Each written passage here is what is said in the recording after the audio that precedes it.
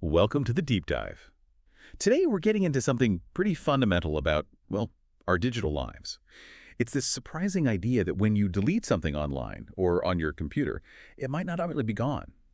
Our mission for this deep dive is to really explore how file recovery works in cybercrime investigations. We'll be looking at a specific tool called Autopsy based on our source material.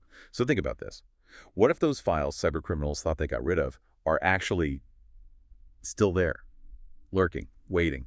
That's where we're starting. Yeah, it's a crucial point because, these digital footprints, they're incredibly hard to erase completely.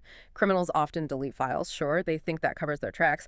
But the reality is, a lot of the time, that deletion is only superficial. It's kind of like, imagine ripping the table of contents out of a book. The pages themselves are still there, just harder to find, at least until something new is written over those exact pages. So this creates a big challenge, but also a critical opportunity for investigators. Okay, so if the data's just sitting there, why is it still such a hurdle? I mean, before tools like Autopsy came along, is it just the sheer amount of data or? It's absolutely the volume, yeah. That and the lack of pointers. The table of contents I mentioned. Without that map, finding one specific piece of data in, say, terabytes of information, it's like searching for a needle in a massive haystack, a digital haystack. That's exactly where a tool like Autopsy becomes so essential. It provides the system. Right, so to tackle finding these superficially deleted files, our sources really focus on Autopsy. Yeah. You mentioned it's open source and used by, well, pretty much everyone in the field, cybersecurity experts, law enforcement. Exactly. And its core strength, its main capability is file recovery, which, as we've said, is just vital in cases where people try to hide things by deleting them. It makes Autopsy incredibly valuable, a real cornerstone for uncovering evidence that might otherwise be missed. So how does it actually do that? What's under the hood? Well, Autopsy is built to scan all sorts of things. Hard drives, obviously. USB sticks, memory cards, other storage devices. And it understands different ways data is organized, different file systems like NTFS, which Windows uses, FAT, which is common on USBs, even Linux systems. But it's not just about finding the file itself. It also pulls out the context, metadata, timestamps, who might have used it, that kind of associated user activity. All that stuff is critical digital evidence. Sometimes it's even more important than the file content. Okay, that's impressive reach. But what about the specific features, the things that let it find data that seems totally gone? This is where it gets really interesting, right? Definitely. Autopsy has some key features that are, well, pretty ingenious. First up is something called data carving. This is really clever. It basically looks for signatures, like digital fingerprints, that mark the beginning and end of known file types. JPEGs, documents, things like that. It finds these fragments and pieces them back together, reconstructing the file without needing that original file system map, the directory entry.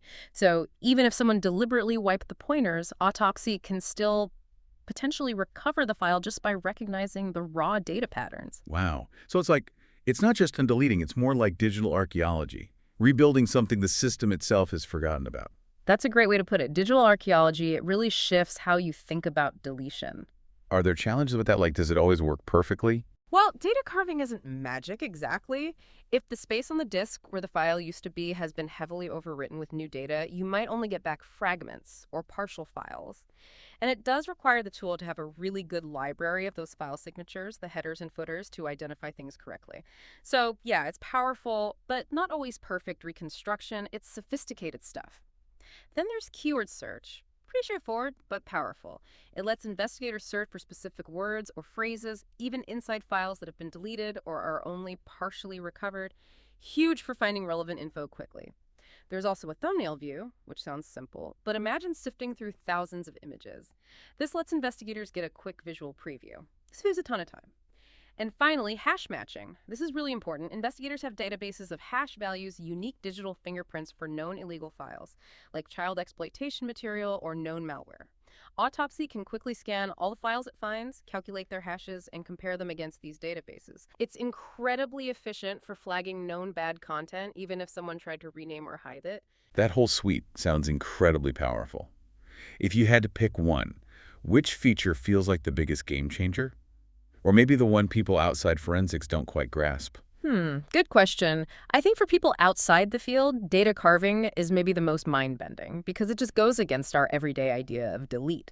But for investigators working cases, Hash matching is often a massive time saver and provides those quick, undeniable hits for known illicit materials. So they're all crucial, but maybe in different ways. Okay, so we know what it can do. Hmm. But how does an investigator actually use it? Like step by step, what's the workflow look like? It's a pretty structured process, usually. First, you create a case in Autopsy. Pretty simple. You put in the case number, investigator name, notes, that sort of thing. Then you add your evidence. This could be a disk image, an exact copy of a suspect drive, or sometimes even the physical drive itself, carefully connected.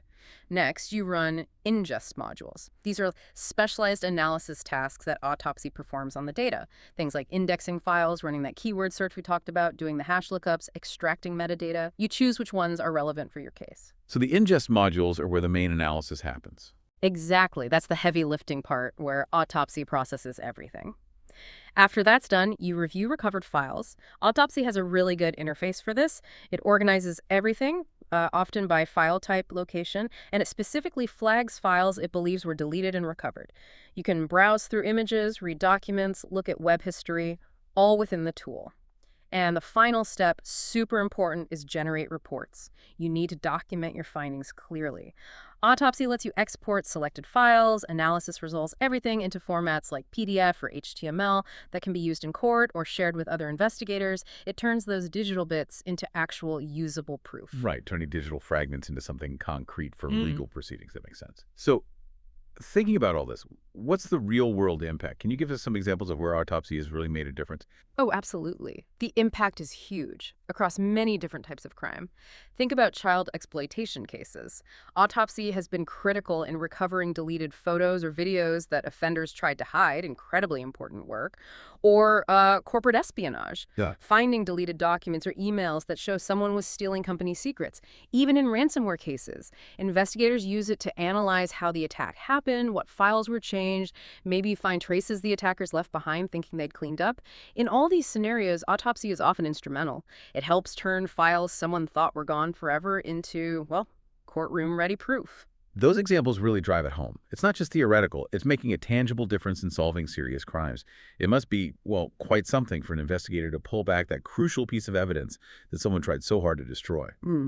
So wrapping this up, this deep dive really underscores that Autopsy is a seriously powerful tool. Yeah. Reliable, accessible because it's open source. It really feels like a key weapon in the digital fight against cybercrime, giving investigators that second chance to find what's hidden. It really does. Yeah. And it leads to a bigger thought, doesn't it? In this world where so much of our lives is digital, how do we need to adjust our own understanding of what delete even means? Not just for the investigators, but for all of us, how we manage our own digital stuff, our own privacy. What does gone really mean anymore? That is a really important question to ponder. Definitely food for thought about our digital footprints and just how persistent data can be. Thank you for joining us on this deep dive. We really hope you'll think about these implications.